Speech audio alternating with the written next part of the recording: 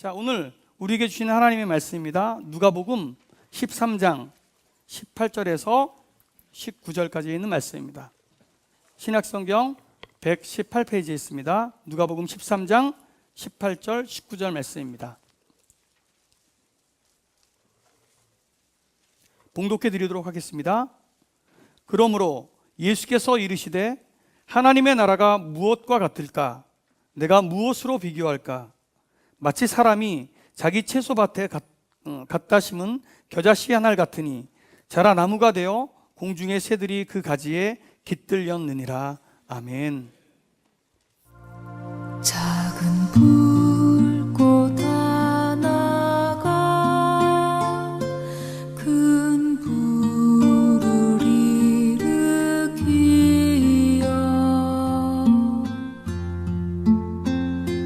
곧 주위 사람들 그 불에 몸 녹이듯이 주님의 사랑이 같이 한 번 경험하면 그의 사랑 모두에게 전하고 싶으리.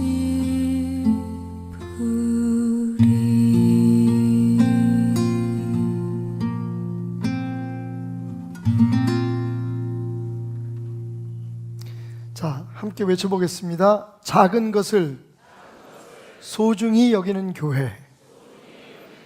2019년 하나님께서 주의 종들을 통해서 우리 베델교회에 주신 비전입니다. 작은 것을 소중히 여기는 교회. 올해는 그 표를 이뤄가면서 은혜가 충만한, 은혜로 우리의 삶이 이끌려가고 우리의 가정이 지배당하고 또 우리 교회가 은혜로 성장해가는, 은혜가 왕노릇하는 교회가 되기를 주님의 이름으로 축원드립니다. 자, 들어오실 때 겨자씨 받으셨나요? 예, 어디 두셨습니까? 잘 보관하셨나요? 잘 보관하실 필요가 있습니다. 예, 다음 주에 여러분이 오늘 받으신 겨자씨를 일주일 동안 잘 보관하셨다가 다음 주에 가져오시면 저희가 올해의 목표가 쓰여 있는 예쁜 화분과 교체를 해드리겠습니다. 다음 주까지 작은 겨자씨 하나도 우리가 소중히 간직할 수 있기를 한번 기대해 보면서, 일부 예배 때는 우리 교회 이제 나온 지 얼마 안 되신 분이 있는데 나오시면서 겨자씨를 하나 더 달라 그래요. 예배 마치고 난 후에 제가 뒤로 나갔는데, 그래서 어디다 두셨냐 그랬더니 드셨대요. 별로 도움이 안 될 겁니다. 그래서 뻔뻔하게 뭐라고 얘기하는지 아세요? 내 몸에 들어갔으니 이제 평생 나와 함께 할 겁니다. 그래서 에이, 내일 아침 화장실 가면 다 나온다 내가.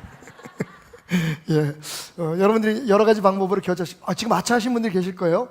자, 혹시 잃어버렸다고 다시 또 다른 데 가가지고 사오시면 큰일 납니다. 왜냐하면 이미 교회에서 여러분들에게 나누어진 그 겨자씨는 DNA 검사가 끝난 겁니다. 그래서 다른 걸 가져오시면 들통이 나니까, 예, 겨자씨 잘, 지금 가지고 계신 분 한번 이렇게 손 들어보세요. 예, 여전히 많이 가지고 계시네요. 예.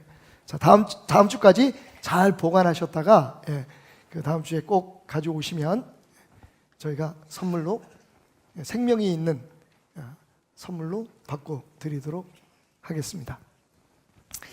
자, 오늘 첫 주일에 여러분과 함께 한 가지 문제를 좀 풀어보려고 합니다. 제가 세 가지의 물건, 사물을 여러분들에게 말씀을 드릴 텐데요. 그 세 가지 중에 두 개를 짝을 지으시면 됩니다. 연결하시면 되는 거예요. 자, 첫째, 잡지,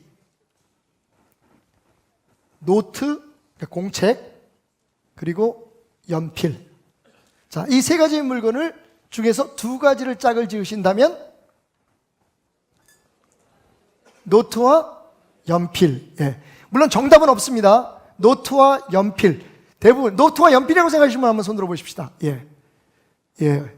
거의 다 대다수인 것 같아요. 예. 자, 좀 잡지와 노트 이러시는 분 좀 특별하게 좀 튀게 살라고 하시는 분들인 것 같고요. 대부분, 예, 우리 그 동양 사람들, 한국 사람이라면 노트와 연필을 짝을 짓는 것이 그냥 일반적이다라고 생각하시면 되겠습니다. 자, 두 번째 문제입니다. 원숭이, 판다곰, 바나나. 자, 이 세 가지 중에 두 가지를 연결한다면 원숭이와 바나나. 예. 자, 여전히 그렇게 생각하시는 분 한번 손 들어 보십시오. 예, 감사합니다. 손을 내리십시오.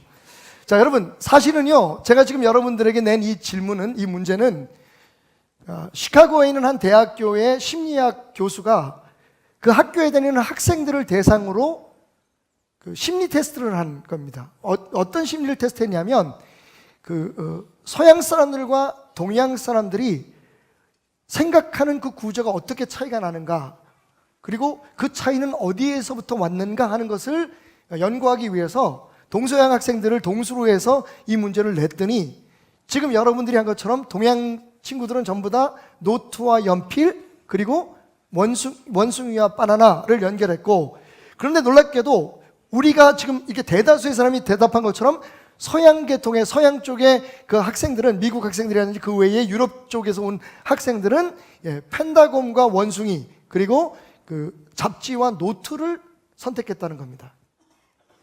그 이유는 동양 사람들은 사실은 모든 것들을 동사로 이해하고 해석하려고 한다는 거죠.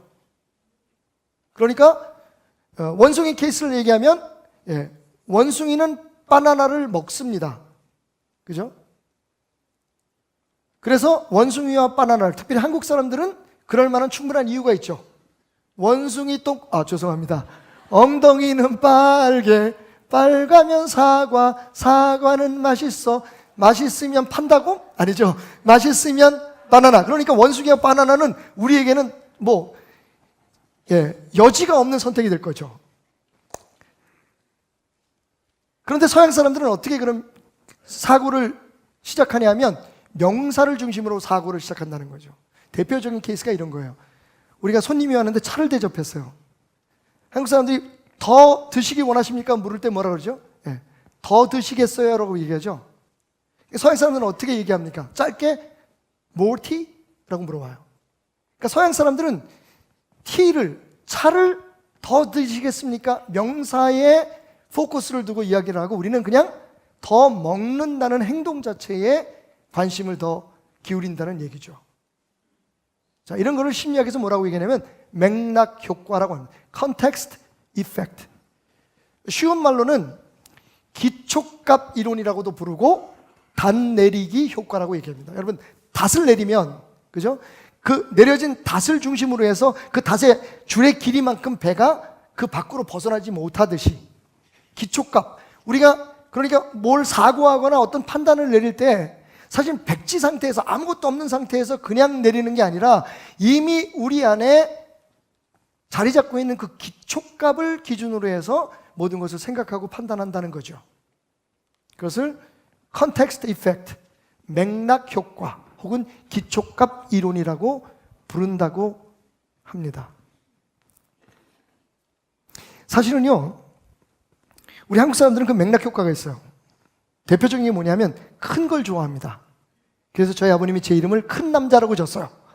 이렇게 조그만데. 자, 우리나라 그 길들을 보십시오. 혹시 소로라고 하는 데 보시나요? 강남 소로, 성북 소로? 없죠? 강남 대로, 테헤란 대로, 그죠? 우리는 대로를 굉장히 좋아합니다. 근데 소로라는 길은 없어요. 사실은 해외에 가보신 분들은 알겠지만 길이 막 8차선, 한쪽이 16차선인 길도 있어요, 중국에 가면. 근데 그 사람들은 그 길을 대로라고 부르지 않습니다. 그죠? 미국에 가면 보통 스트리트 혹은 에비뉴 이렇게 표현을 하죠. 동서로 가는 거, 남북으로 가는 거. 메인 스트리트라는 말은 있어요. 중심 길이다라는 얘기는 있지만 그것을 대로라고 부르지는 않습니다. 그죠?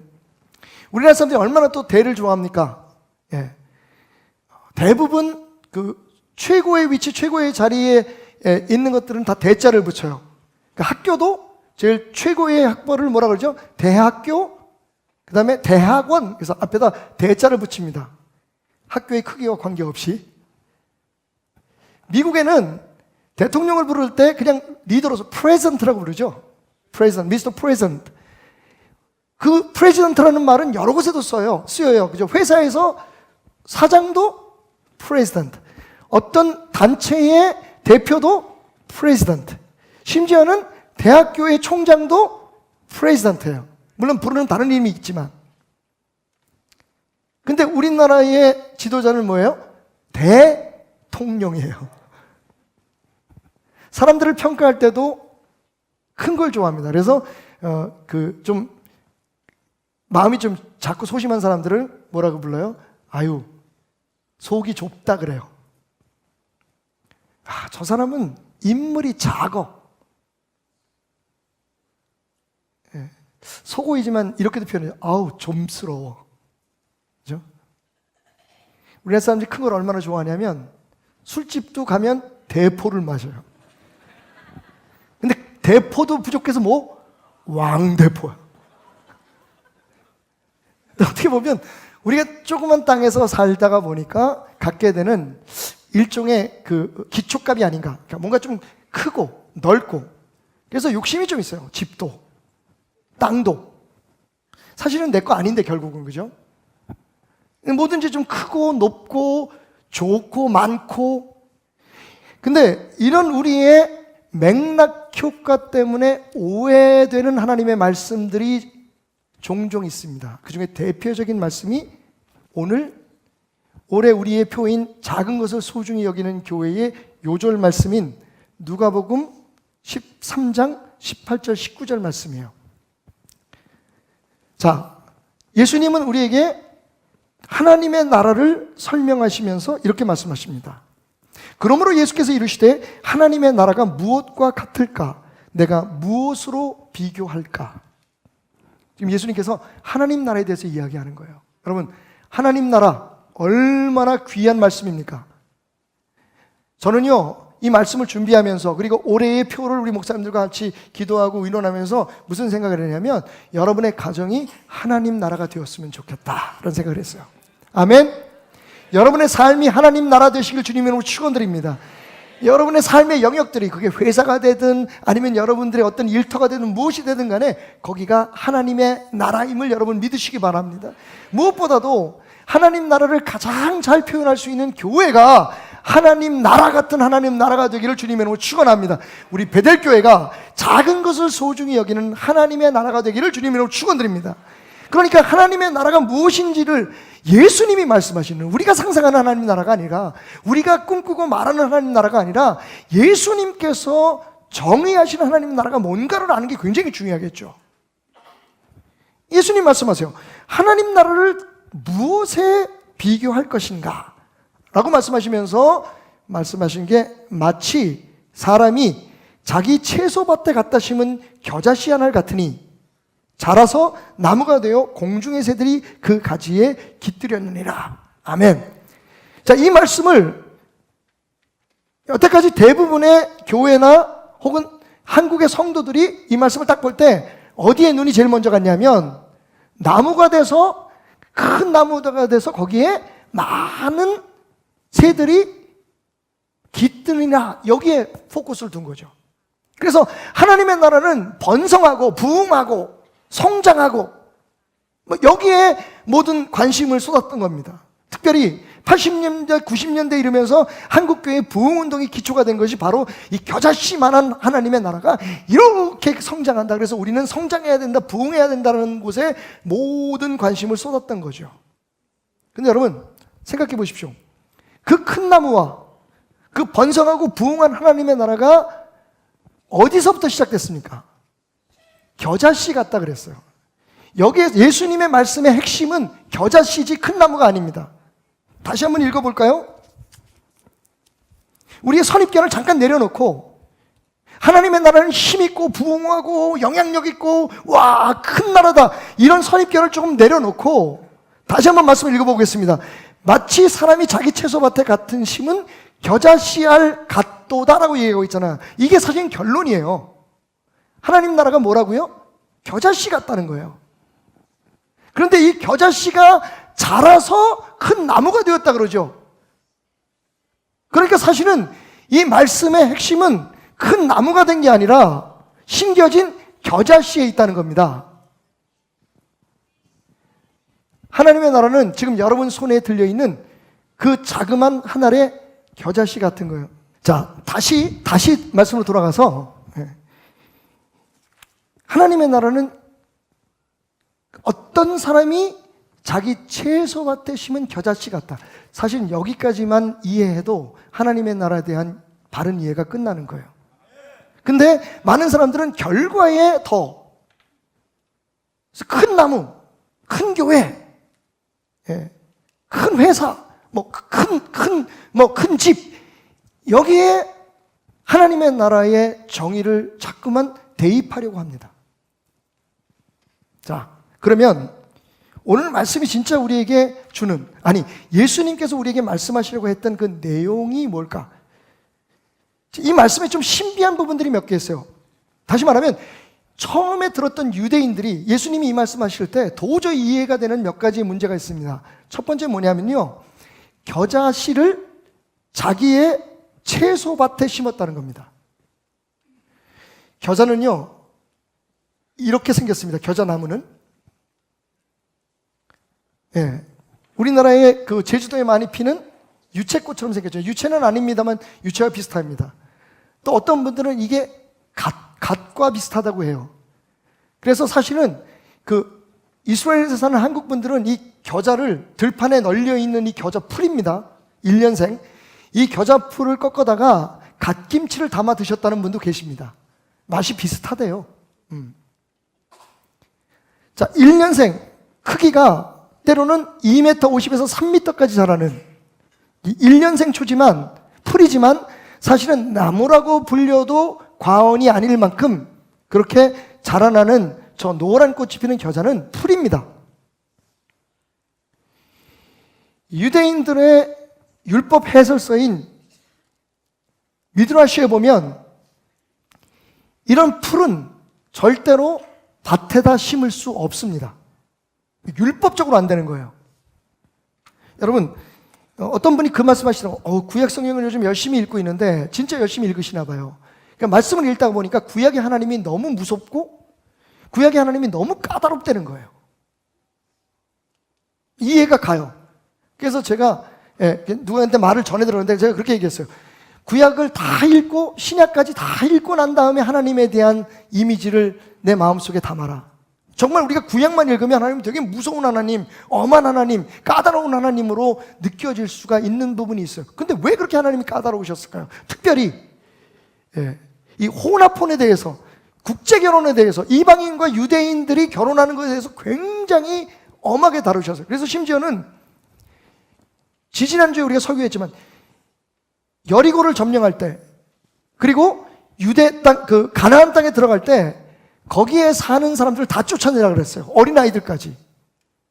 우리가 생각할 때는 원주민을 쫓아내? 박원순 시장보다도 더하네? 이렇게 생각하실 수 있어요.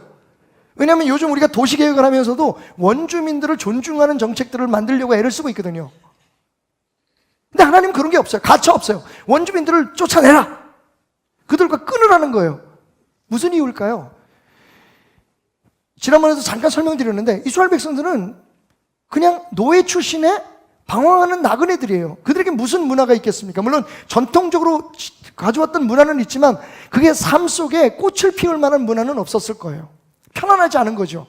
근데 여러분, 그들이 정복한 땅에는요 오랫동안 그 나라를 다스리고 있었던 막강한 그런 국력과 문화를 가지고 있는 그런 사람들이 살았어요. 그러니까 이스라엘 백성들이 가서 그들을 남겨두면 자연히 그들이 사는 삶의 형식을 배워갈 것이고, 그리고 그 땅의 여인들과 그 땅의 남자들과 결혼을 하게 되면 당연히 물이 위에서 흘러내리듯이 그들의 영향력을 받아서 하나님을 버리고 다른 신을 섬길 것이 너무 분명했던 거죠.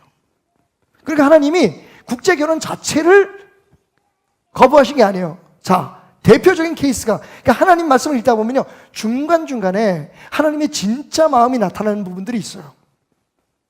예를 들면 이방인들 중에서도 예수님의 조상이 된 분이 있어요. 그 얘기는 뭡니까? 이방인 자체를 하나님께서 거부하신 것이 아니라는 거죠. 자, 이스라엘 백성들을 가나안으로 인도했던, 요단강까지 인도했던 모세의 부인 중에 구스 여인이 있었습니다. 아프리카 출신의 흑인 여자가 있었다는 거예요. 그것 때문에 사실은 그 미리암과 누이와 그리고 아론과 모세가 다툽니다. 그리고 미리암이 저주를 받는 일까지 일어나요. 근데 하나님께서는 그것을 용납하셨습니다. 무슨 얘기인 줄 아시겠죠? 그러니까 하나님이 원하시는 것은 그렇게 냉정하고 냉혹한 단절이 아닙니다. 하나님이 가장 신경 쓰시는 게 뭐냐 하면 어찌하든지 그런 편안한 그런 혼합을 통해서, 만남을 통해서 편리주의, 그죠? 실용주의를 따라가다가 하나님이 아닌 다른 신을, 하나님이 아닌 다른 것을 섬기는 것을 하나님이 미리 막기 위해서, 우리를 너무 잘 아시니까 그걸 끊으신 거예요.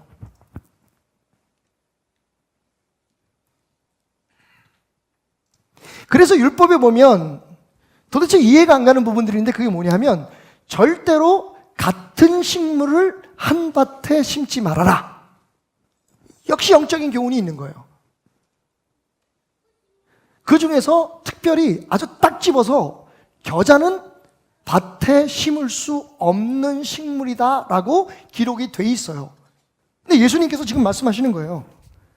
하나님의 나라는 그 율법에 금지되어 있는 겨자라고 하는 1년생 풀을, 여러분, 만약에 쑥을 예를 들어 봅시다. 쑥이 들판에 널려 있잖아요. 일부러 그 쑥을 다 귀하게 해서 자기 밭에다가 심어가지고 기르는 사람들이 있겠습니까? 그냥 들판에 가면 봄에 얼마든지 쑥을 거둘 수가 있는데 똑같은 거예요. 겨자는 지천에 깔려있는 1년생 풀입니다. 그런데 그 풀을 일부러 자기 밭에, 그것도 채소밭에 곱게 뿌리고 길러서 그게 나무처럼 자라날 때까지 지켜주었다는 얘기잖아요. 가꾸었다는 얘기거든요. 이건 유대인들이 들으면 이해가 안 가는 부분이에요. 두 번째, 말씀드렸듯이 겨자는 풀입니다. 여러분 한번 여쭤볼게요. 오늘 질문이 좀 많습니다만 그냥 편안하게. 도마도가 풀입니까 나무입니까? 죄송합니다. 여러분 못 알아들으셨군요. 토마토. 풀입니까 나무입니까? 우리가 보통 도마도 나무라고 부르죠. 근데 도마도는 1년생 채소입니다. 풀입니다. 그리고 여러분 콩이 나무입니까? 풀입니까? 콩도 1년생이거든요. 근데 우리도 우리 개념 속에 줄기가 나와서 거기에 이게 잎사귀가 피면 나무라고 부르는 것들이 좀 있어요. 그죠? 그런 것처럼 이스라엘 백성들은 땅에서 바로 잎이 나오는 건 풀. 그리고 가지가 뻗어서 거기에 잎이 나오면 그게 1년생이든 단연생이든 나무라고 불리는 습성이 있었습니다. 그럼에도 불구하고 사실은 중요한 건 그 나무에 새가 깃든다는 거죠. 이 풀이 얼마나 억세고 강하게 자라는지 한 2m 50에서 3m 정도 자라면 새들이 정말 와서 앉아서 전혀 그 나무가 굽히지 않을 만큼의 단단함을 보입니다.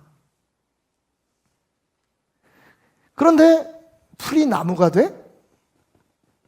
이걸 나무로 여러분 겨자를 만약에 채소밭에 진짜 심었다면 그 이유가 뭘까요? 씨를 얻기 위해서잖아요.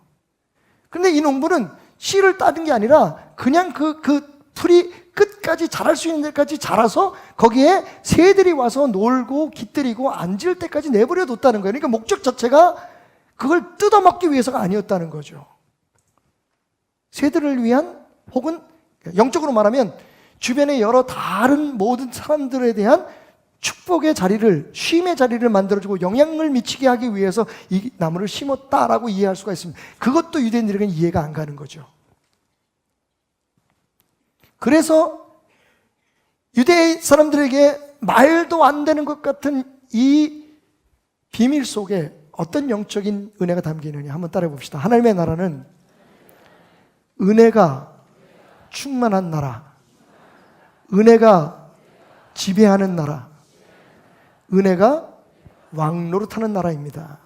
정리합시다. 하나님의 나라는 은혜가 왕노릇하는 나라다. 은혜 아니면 살아갈 수 없는 곳이 하나님의 나라입니다. 은혜 아니면 세워줄 수 없는 것이 하나님의 나라입니다. 보세요 여러분, 풀이 갑자기 채소가 된 거예요. 그냥 들판에 그냥 널려서 살다가 죽어 아무도 신경 안 쓰는 그 풀이, 그 풀 따위가 일부러 농부가 그걸 기르고, 여러분 말씀 속에는 굉장히 간단하게 나와 있지만 자라서 나무가 되었다. 여러분 자라는 동안 그냥 내버려뒀겠어요? 채소밭에 심었다는 이유는 가꾸었다는 얘기잖아요. 거름도 주고, 그죠? 벌레도 잡아주고 물도 주고 잘 자랄 수 있도록 cultivate, 그걸 길러줬다는 얘기잖아요. 풀인데 정말 가치 없는, 오늘 피었다 지는 들풀도 기르시는 주님. 여러분, 우리는 풀과 같은 존재였어요, 세상에서. 근데 하나님께서 우리를 선택하셔서 우리를 하나님의 밭에 심어주신 겁니다. 은혜지요. 뭘 보고요? 가치 아닙니다. 우리의 가능성 아닙니다. 그저 순전히 하나님의 선택, 하나님의 사랑으로 우리를 옮겨서 심으신 거예요. 자, 사도 바울은 이렇게 말합니다. 긍휼이 풍성하신 하나님이 우리를 사랑하신 그 큰 사랑으로 인하여 허물로 죽은 우리를 그리스도와 함께 살리셨다. 너희는 은혜로 구원을 받은 것이 아니다. 또 함께 일으키사 그리스도 예수 안에서 함께 하늘에 앉히시니 이는 그리스도 예수 안에서 우리에게 자비하심으로써 그 은혜의 지극히 풍성함을 오는 여러 세대에 나타나게 하심이라. 할렐루야. 우리가 하나님의 자녀되고 우리가 구원받은 것은 오로지 하나님의 은혜다. 우리가 자랑할 수 없게 하기 위해서 우리 행위라든지 우리의 어떤 하늘나라에 대한 기여도 때문에 우리가 불림을 받은 게 아니라 하나님께서 우리를 사랑하셔서 불러주셨다는 거예요. 그게 은혜잖아요. 하나님 나라는 은혜가 있어야 돼요. 아까 여러분들, 제가 여러분 가정이 하나님 나라 되시기 바랍니다. 우리 교회가 하나님 나라처럼 되는 그런 교회가 되기를 원합니다라고 얘기했을 때 아멘 하셨죠. 이제 여러분이 아멘 했던 그 아멘의 진정한 의미를 알려드리겠습니다. 여러분 가정에 은혜가 있어야 하나님 나라가 되는 거예요. 하나님의 교회가 은혜가 있어야 되는 거예요.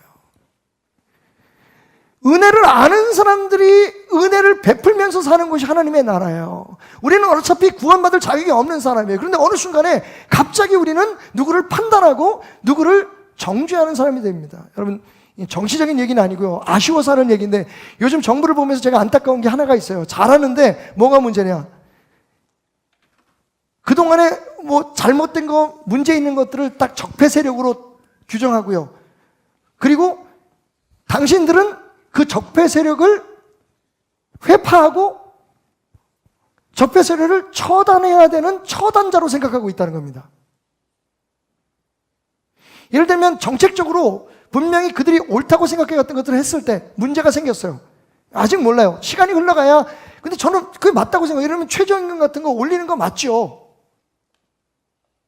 궁극적으로 보면 일하는 사람들에게 돈을 제대로 주자는 게 뭐가 잘못됐습니까? 근데 문제는 지금 현재의 상황으로 볼 때 이걸 언제 어떻게 시행하고 어떻게 사람들의 설득을 해서 공감대를 이룰 것인가 하는 것들을 생각하고 했어야죠. 문제는 뭡니까? 문제가 됐는데, 분명히 문제가 있는데 아무도 사과하거나 잘못을 인정하는, 그러니까 시기적으로 잘못됐다, 뭐 우리가 방법에서 잘못됐다고 인정하는 사람들이 없다는 겁니다. 인정하는 사람은 쫓아냅니다. 왜 그럽니까? 자기는 정의로워야 되기 때문에 그래요. 그게 함정인 거죠.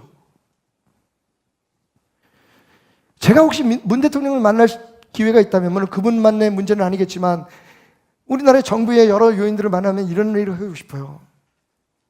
당신들은 적폐요, 이건 잘못됐으니까 우리가 이것을 처단합니다라고 얘기하지 말고 교회 와서 조금 은혜를 받으시고, 우리도 부족하지만 우리도 실수하지만 우리 함께 이 나라를 바로 만들어 봅시다라고 얘기한다면 훨씬 더 설득력이 있지 않겠나. 저는 걱정되는 게 이 정권이 끝나고 나면 또 그 사람들이 심판을 받을 것 같아요. 어린애도 아는데 왜 그분들을 모르실까요?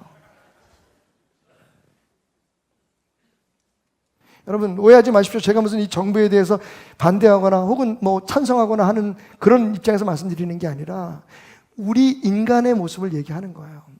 제가 한 가지 부끄러운 고백을 할게요. 얼마 전에 손님이 오셔서 손님과 함께 어떤 식당에 갔습니다. 매운 갈비찜을 잘한다는 데 갔는데 들어가자마자 굉장히 무슨 그날 그분이 좀 기분이 안 좋은 일이 있었나 봐요. 좀 연세가 드신 아주머니인데 서빙 하시는 분이 굉장히 기분이 안 좋게 그럴 때 하더라고요. 제가 가서 앉으세요. 뭐 어떻게 앉으려는데 앉았지. 근데 주문도 안 받으러 오시는 거예요. 그래서 여기요 하지만 이랬더니 주문하세요. 어제 처음에 훅 올라오더라고요. 내 나름대로 막 제가 또 이거 잘하지 않습니까? 그러니까 지금 가는 그 레스토랑은 말이야, 음식도 맛있고 서비스도 좋고 풍경도 좋고, 예. 성북동에 있는 뭐 음식점인데 진짜 좋아요. 그래서 생각하면서 내가 한마디 해줄까? 조용히 가서 이 아주머니 왜 그러세요? 기왕 일하니까 좀 기분 좋게 하시지. 귀한 손님 대접하는데. 근데 생각하기를 내가 지금 뭘 잘못 생각하고 있구나. 제가 왜 그 아주머니의 태도에 대해서 지금 지적질을 하려고 하냐면 나는 지금 돈 내고 온 손님이라는 생각 때문에 그랬어요. 내가 목사잖아요. 제가 그런 일 몇 번 겪었거든요. 가서 신나게 막 떠들면서 밥 먹고 있는데 목사님 맛있으세요?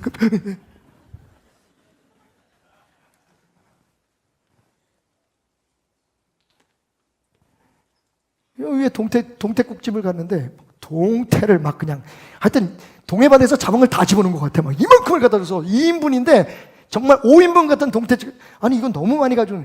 목사님 TV에서 잘 보고 있습니다. 순간 제가 생각을 딱 바꿨어요. 그래서 메리 크리스마스 그랬어요. 그랬더니 이분이 저를 보고 씩 웃어요. 근데 그 다음부터 서비스가 빨라지기 시작하는 거야. 가는데 맛있게 드셨어요? 그리고 인사까지 하시는 거예요.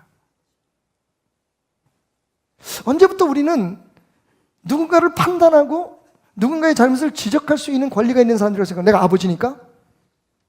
내가 목사니까? 내가 사장이니까? 여러분 바꿔서 한번 생각해 보십시오. 다른 사람들은 할 말이 없을까요? 우리 교회 목사님들은 저한테 할 말이 없을까요? 함께 일하는 사람들은 저한테 할 말이 없을까요? 분명히 저의 부족한 점들이 있겠지만 거기에 대해서 제가 듣는 건 좀 불편해요. 근데 저는 마음대로 얘기한단 말이에요. 물론 잘하자고 하는 얘기지만 태도에는 문제가 있다고 생각해요.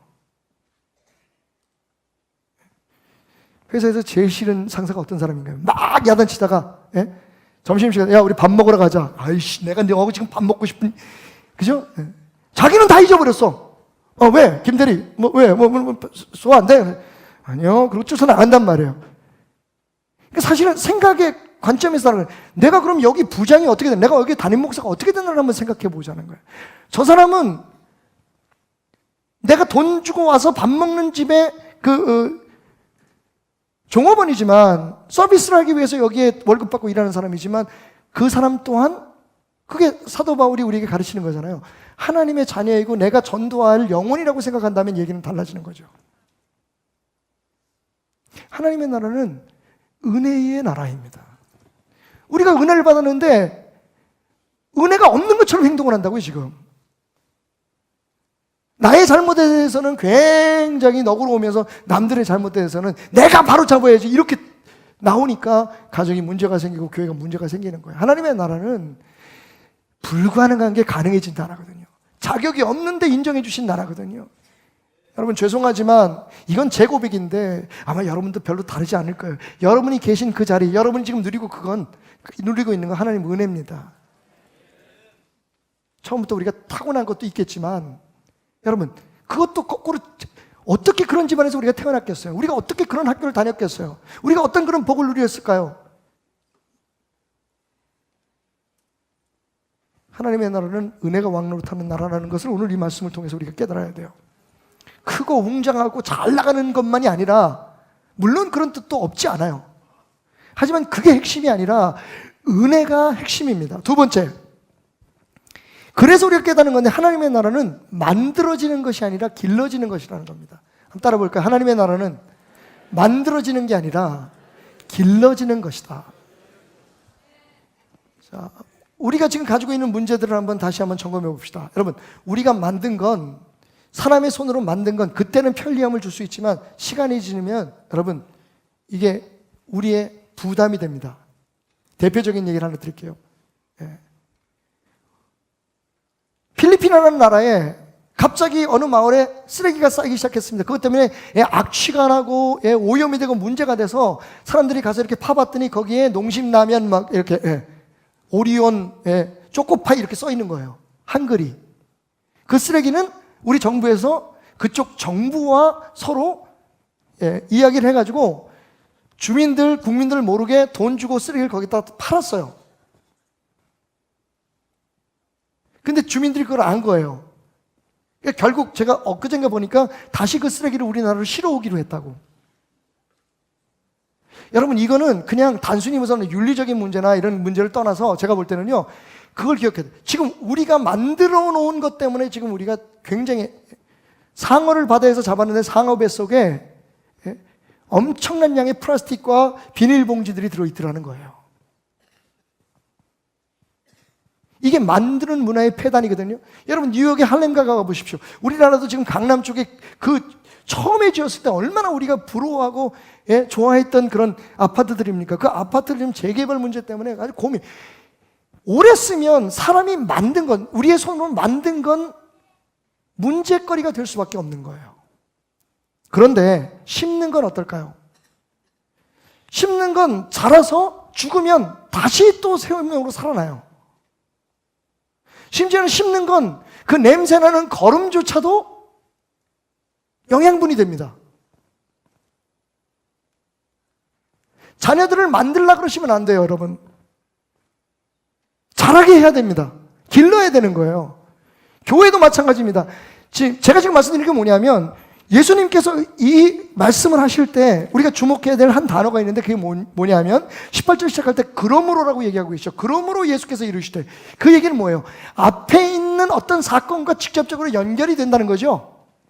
이게 그냥 독립적으로 하나님 나라에 대해서 설명한 게 아니에요. 그러므로 예수께서 이르시되 하나님의 나라가 무엇에 비교할 수 있을까? 그러니까 앞에 있었던 어떤 사건에 대해서 예수님께서 조금 의문을 가지시고, 이 사람들이 하나님의 나라에 대해서 잘 모르고 있구나. 혹은 하나님의 나라에서 이 일을 통해서 가르쳐야 되겠구나. 그 사건이 뭐냐면, 안식일 날 꼬부라진 여인을 고친 것에 대해서 비난을 했어요, 사람들이. 어떻게 안식일 날 사람의 병을 고칠 수 있느냐? 왜 그렇습니까, 여러분? 그 당시에 유대인들이 자신들이 만들어 놓은 종교에, 자신들이 만들어 놓은 교회에 갇혀 있었기 때문에 그래요. 하나님이 기르시는 곳이라면 여러분, 그럴 수 있어요. 하나님이 기르시는 문화 속에는 불어오는 태풍도, 밤새도록 울리는 천둥도 사실은 그게 자라게 하는 힘이 된단 말이에요. 때로는 내가 원하는 만큼 자라지 않아도, 때로는 내가 바라는 만큼 화려하게 꽃피지 않아도, 여러분, 그냥 하나님께서 만드셔서 심고 가꾸신 그 모습대로 그냥 자라게 기다려주는 게 기르는 문화란 말이에요.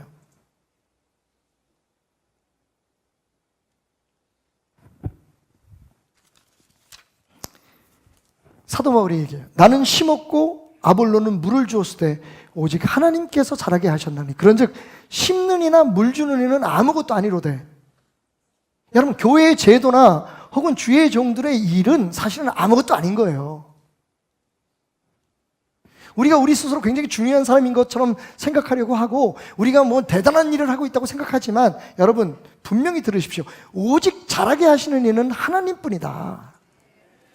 심는 이와 물 주는 이는 다 한 가지고, 자기가 한 일에 대해서 하나님 앞에 상을 받을 거다. 그게 우리 목회자들이 누리는 보람이거든요. 그런데 마치 우리가 한 것처럼, 여러분이 가정에서 여러분이 다 한 것처럼, 여러분이 회사나 사회에서 여러분이 다 한 것처럼 얘기를 하면 그건 하나님의 나라가 아니라는 거예요. 하나님의 나라는 하나님이 기르시는 겁니다. 우리가 자꾸만 만들려고 하는 순간부터 문제가 생기는 거예요. 우리가 만들어 놓은 제도는 무너지게 되어 있습니다. 여러분, 정말 죄송하지만 연초부터 지금 한국 교회가 겪고 있는 문제가 뭐라고 생각하세요? 우리가 만든 교회 때문에 그래요. 하나님이 기르시면, 여러분 보세요. 초창기에 초대교회에 일어났던 역사들을 생각해 보십시오. 하나님의 역사하실 때, 하나님께서 기르실 때에 엄청난 부흥의 역사를 이루었지만, 거기에 사람들이 그것을 제도화하려고 들어갔을 때 문제가 생기기 시작했잖아요. 하나님의 나라는 만드는 나라가 아니에요. 왜? 우리 인간이 부족하기 때문에 그래요. 그리고 우리의 인간이 욕심이 있기 때문에 그래요. 그러니까 누구나 다 큰 교회 많은 사람, 저는 조용기 목사님이 은퇴하실 때 제자들에게 하셨다는 말씀이 굉장히 마음속에 와닿았어요. 그 어르신이 이렇게 말씀하셨대요. 여러분, 여의도 순복음교회 같은 교회는 대한민국의 역사상 딱 한 번밖에는 있을 수 없는 교회입니다. 여러분의 머릿속에 여의도 순복음교회를 부수십시오. 여러분의 마음속에 이런 몇십만이 되는 교회를 세우겠다라고 하는 꿈을 접으십시오. 다시는 이 땅에 여의도 순복음교회 같은 교회는 아마 없을 겁니다.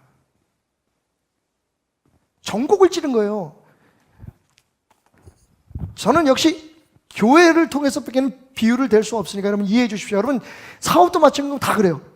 다 큰 그림을 그려놓고 아까 말씀드린 것처럼 우리의 맥락 효과에 의해서 컨텍스트 이펙트에 의해서 기초값에 의해서 우리 머릿속에 있는 우리의 세상은 이만한 거예요. 큰 남은 거예요.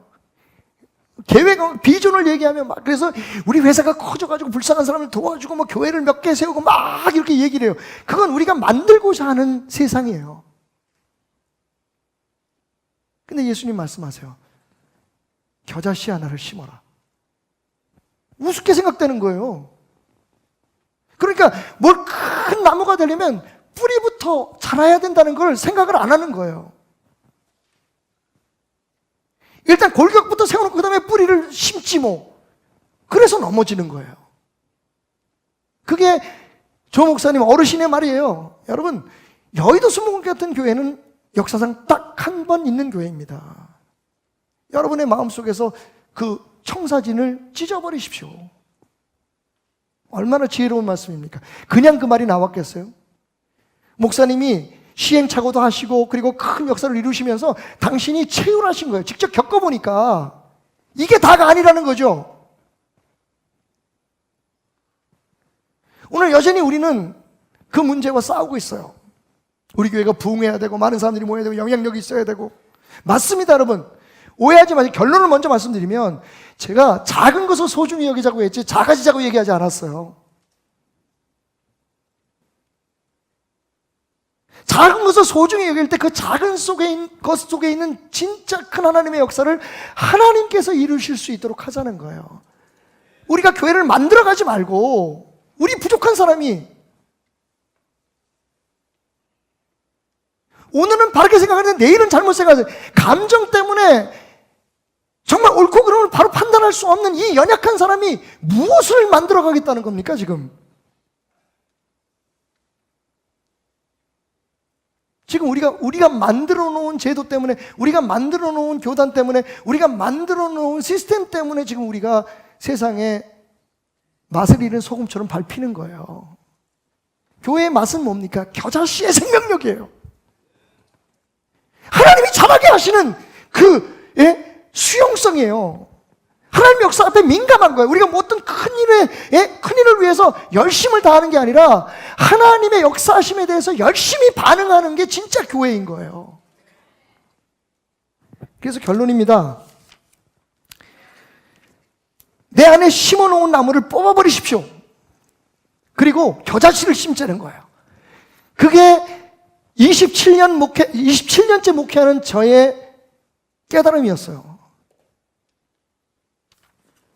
제 머릿속에 있었던 그 큰 청사진 베델교회가 할 수 있는 너무너무 위대한 일들, 하나님께서 우리 안에 심겨진 그 겨자씨 같은 예수의 생명력, 예수의 복음, 그것으로 자라게 하지 않으시면 그 모든 게 다 사상 누각이라는 거예요. 커지면 커지는 대로 그것을 그냥 유지하고 지키기 위해서 우리는 싸워야 되잖아요. 또 그 다음에는 겨자씨의 생명력은 없어지고 겉에 보이는 나무만 보이는 거예요. 어떻게 이 나무가 쓰러지지 않도록 지킬 것이냐, 거기에 모든 합리화를 하는 거예요.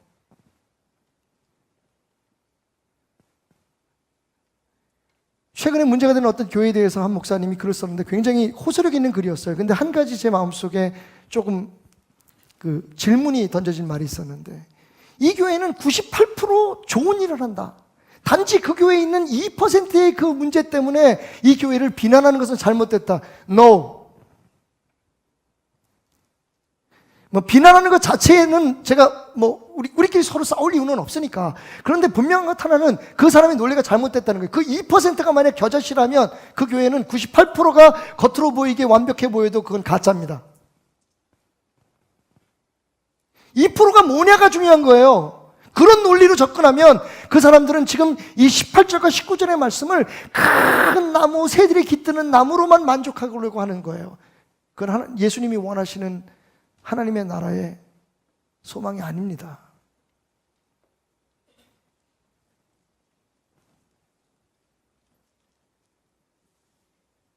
여러분 가정, 여러분 하는 일들 올해 여러분들이 꿈꾸는 걸 잠깐 내려놓으세요. 그리고 가장 작은 하나님과의 관계 속에서 가장 작은 것 하나의 소중함을 부여하세요. 기도 생활 어떠십니까, 여러분? 솔직히 말해서 여러분의 전체 삶에 있어서 여러분이 사업하고 자녀들을 기르는 데 있어서 기도는 정말 얼마 비중을 차지 않는 것일 수 있어요. 그런데 그게 없으면 여러분이 세운 그 가정은 하나님의 나라가 아닙니다. 하나님 말씀 얼마나 보고 계신가요? 여러분, 하루에 한 구절이라도 좋아요. 겨자씨만 해도 좋아요. 근데 그것조차 없으면 도대체 여러분의 가정은 무엇 때문에 그렇게 되는 겁니까? 예수가 없으면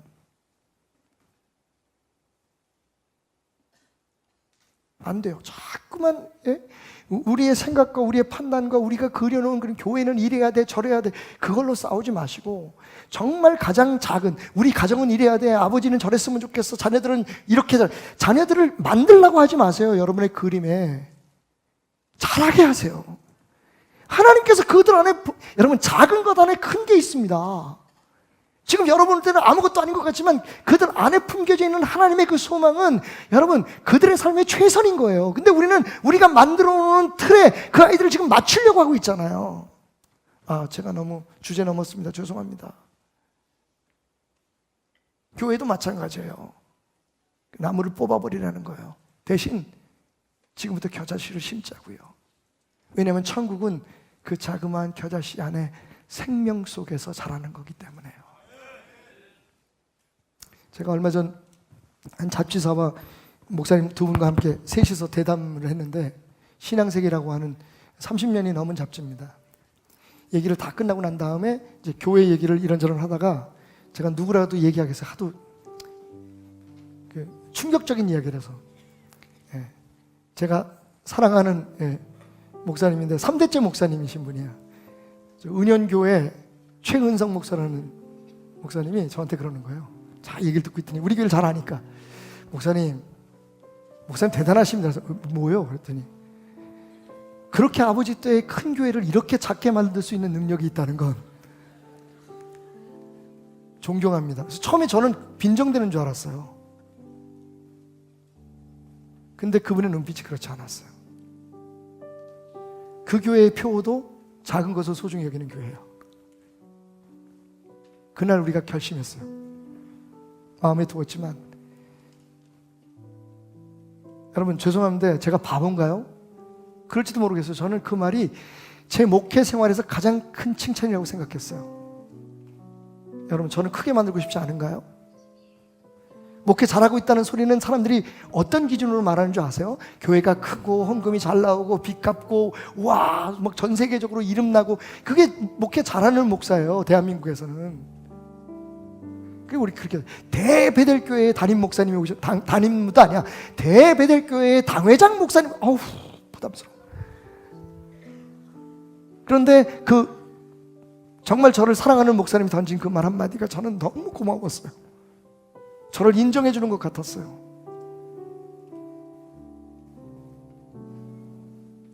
겨자씨 하나의 소중함을, 복음의 소중함을 알기에 더 커지고 싶고 더 유명해지고, 심지어는 같은 교회 성도들에게 잘합니다 잘합니다 박수 받고 싶은 게 내 욕망인데, 내 본성인데, 그걸 누르고 힘들어도 가자, 헌금 많이 안 해도 가자, 옳다고 하는 것, 복음 그 겨자씨 하나를 심자, 하나님께서 잘하게 하실 거라는 그 하나의 소망을 가지고 버텨낼 수 있다는 것, 그분의 설명이 그거예요. 저는 목사님 존경합니다. 근데 뭐 그러니까 교회가 굉장히 작아진 것 같아요. 이렇게 많이 안 작아졌어요. 여러분 싸우셔야 됩니다. 커지고 부풀어 오르게 하려고 하는 그 욕망에서 여러분 싸우셔야 됩니다. 그런 욕망들이 많을 거예요. 근데 여러분 당장 눈에 보이는 영광보다 하나님의 말씀을 더 중요하게 생각하셔야 돼요. 단단하게 주님 잘하게 하시는 대로 자라나는 여러분의 삶이 되었으면 좋겠습니다. 다시 말씀드리지만 여러분 회사가 크고 여러분이 하는 일들이 잘 되고 여러분 자녀들이 정말 크게 되었으면 좋겠습니다. 하나님이 축복하셨잖아요. 그런데 겨자씨 하나를 그 소중함을 모르는 사람에게는 커지는 게 오히려 잘 되는 게 저주일 수 있다는 것 기억하십시오. 우리 교회는 소중한 것을 소중하다고 할 수 있는 작은 생명 속에 작은 복음 속에 하나님의 나라가 있다는 것을 올해도 고백해 가며 자라갔으면 좋겠습니다.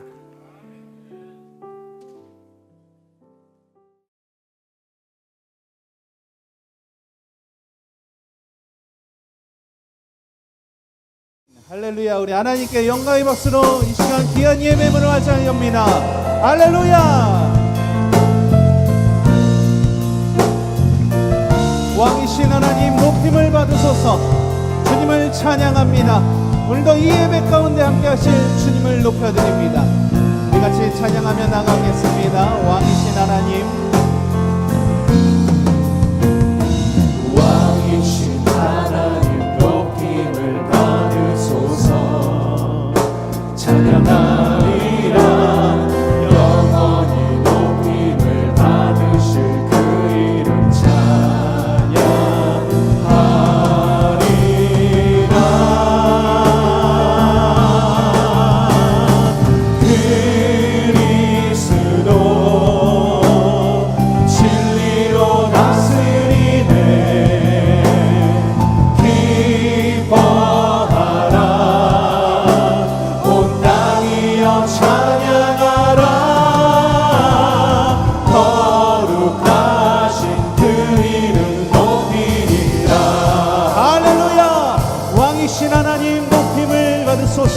우리 같이 한 번 더 고백합니다. 왕이신 하나님 높임을 받으소서. 찬양하리라. 영원히 높임을 받으신 그 이름 찬양하리라.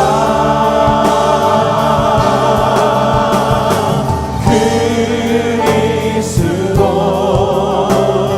진리로 다스리네. 기뻐하라. 온 땅이여 찬양하라. 거룩하신 그 이름 높이. 우리 한 번 더. 그리스도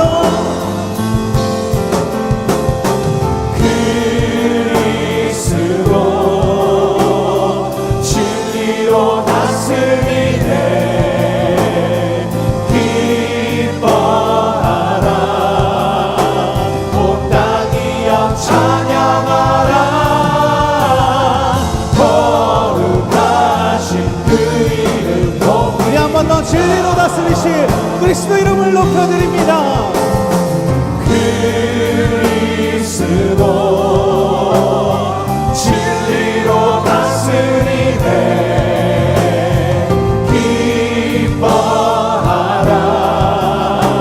온 땅이여 찬양하라.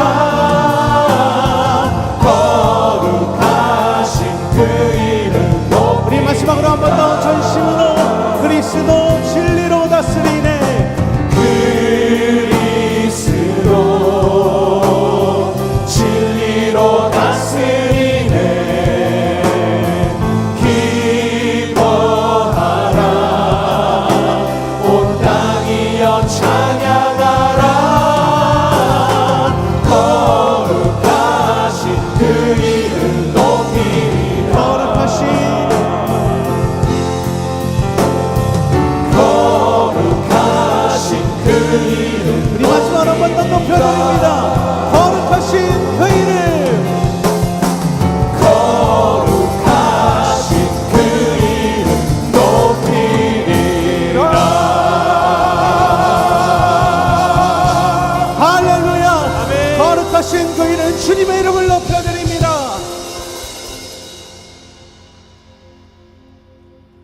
왕이신 하나님 높임을 받으시옵소서. 거룩하신 주님의 그 이름을 높여 찬양합니다. 오늘도 경배하며 주님께 나아가길 원합니다. 우리 같이 기쁜 마음으로 주님께 이 시간 나아가기 원합니다. 다 같이 일어나셔서 힘차게 박수치며 주님께 나아가겠습니다. 할렐루야! 거룩하신 전능의 주 하나님, 찬양받기에 합당하신 주 하나님, 오늘도 이 시간 이곳에 오셔서 우리의 찬양을 기뻐 받아 주시옵소서. 할렐루야! 거룩하신 전능의 주 찬양받기 합당하신 주 나의 평생 주님만을 사랑하며 따르리라. 찬양하며 경배하리. 귀하신 만왕의 왕 주님 앞에 엎드려 사랑하며 높이리. 찬양하며 경배하리. 귀하신 만왕의 왕 주님 앞에 엎드려 사랑하며 높이리. 나의 인생을 주만 위해 살리라. 할렐루야! 우리 한 번 더 선포합니다. 거룩하신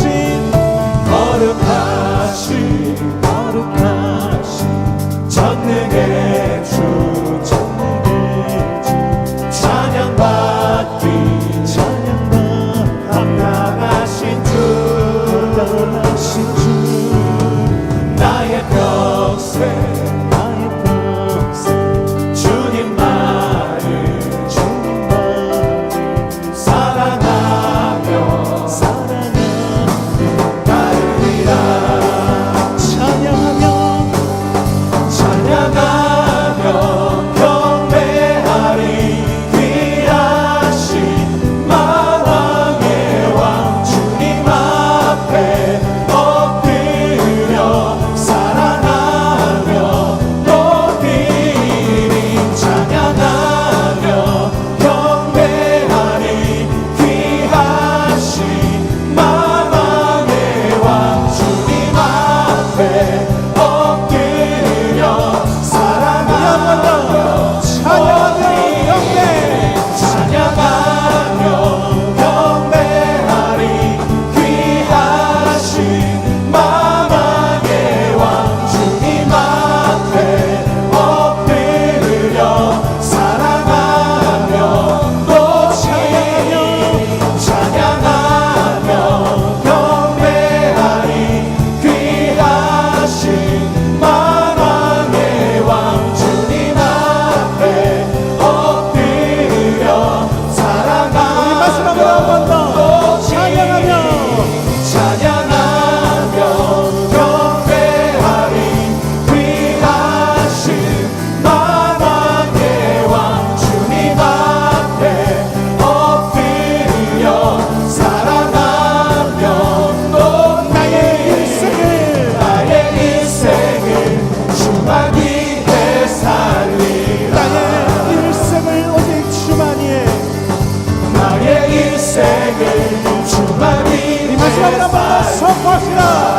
나의 일생을 오직 나의 인생을 주만 위해 살리라. 할렐루야! 우리 계속해서 주님께 박수로 영광 올려드립니다. 거룩하신 전능의 주 하나님, 주님의 그 신실하심을 놀라움을 고백합니다. 오늘도 주님의 은혜를 높여 찬양합니다. 주 신실하신 놀라워 주인의 마음 죄인의 마음 흔드네. 자비의 물가로 인도하시니 자비의 물가로 인도하시니 그 무엇도 끊지 못해 주여 주여 이어가소서 주 백성 자녀는 신실한 주님의 약속 주님의 은혜 주님의 은혜 내게 넘치네 나를 향한 주 은혜 주님의 은혜 내게 주님의 은혜 내게 넘치네 나를 향한 주 은혜 공의와 사랑 공의와 사랑 올라와 약한 자 들어쓰시네 약한 자 들어쓰시네 구원의 노래로 인도하시니 구원의 노래로 인도하시니 만 백성이 함께 주를 만 백성 함께 찬양해 주여 기억하소서 주여 기억하소서 주 백성 자녀는 신실한 주님의 약속 주여 기억하소서 주여 기억하소서 주 백성 자녀는 신실한 주님의 약속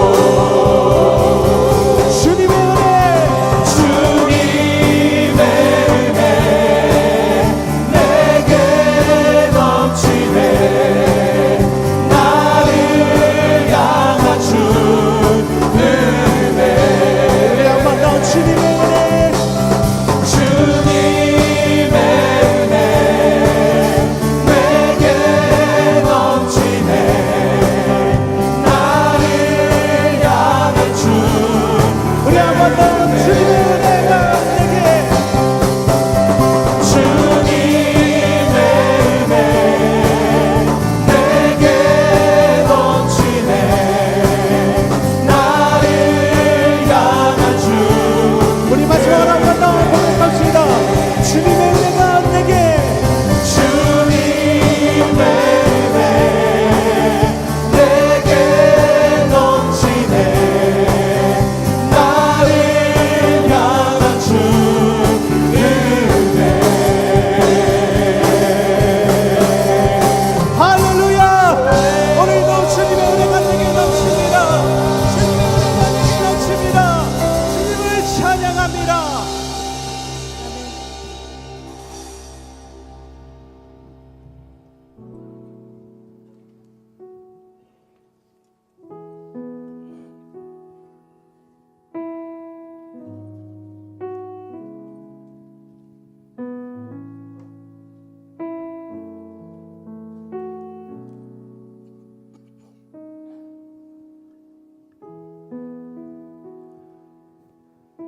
오늘 이 시간 우리는 입술로 찬양하며 주님의 이름을 높여드립니다.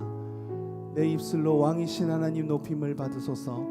거룩하신 전능한 주 하나님 나의 찬양을 받으소서. 주님의 은혜가 내게 넘칩니다. 우리의 입술로 고백하며 주님께 나아가고 있습니다.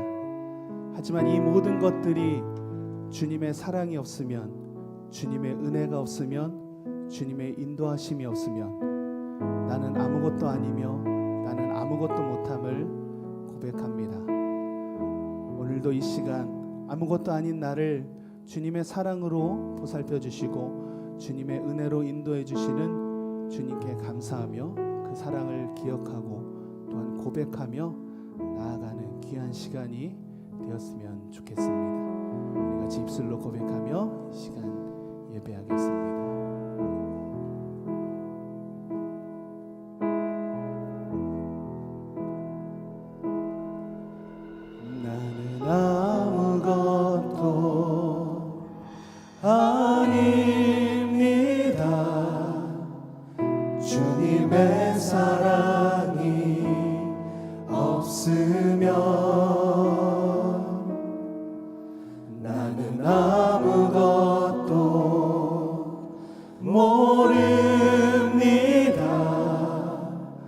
주님의 지혜가 없으면 나는 아무것도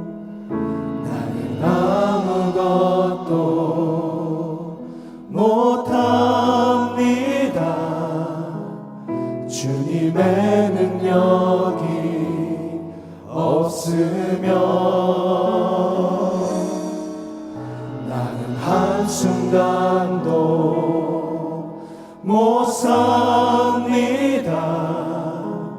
주님의 생명이 없으면 이제 내가 사는 것 아니요 그리스도 내 안에 사시니 오직 그의 생명이 나의 생명 나의 모든 날들도 주의 것 나는 오직 한 분 바랍니다. 나의 아버지 나의 구원 나의 주 우리 한 번 더 고백하겠습니다. 나는 아무것도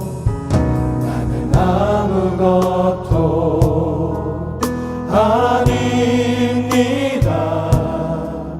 주님의 사랑이 없으면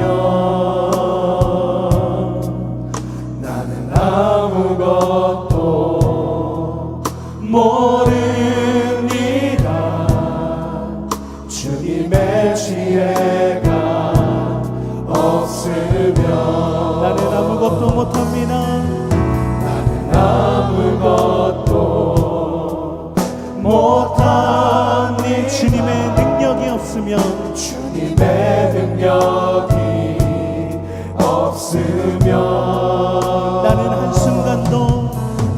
한순간도 못 삽니다. 주님의 생명이 없으면 주님의 생명이 우리 한 번 더 고백합니다. 나는 아무것도 아닙니다. 아무것도 아닙니다. 주님의 사랑이 없으면 주는 아무것도 모릅니다. 주님의 지혜가 없으면 나는 아무것도 못합니다. 나는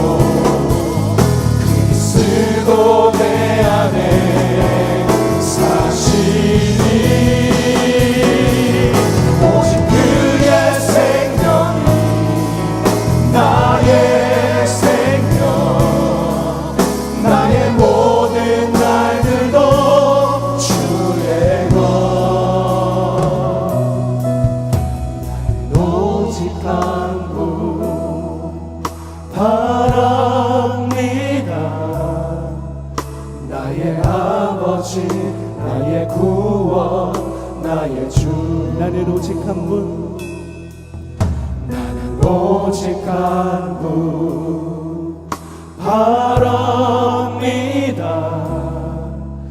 나의 아버지 나의 구원 나의 주 우리 마지막으로 한 번 더 고백합니다. 나는 오직 한 분 바랍니다.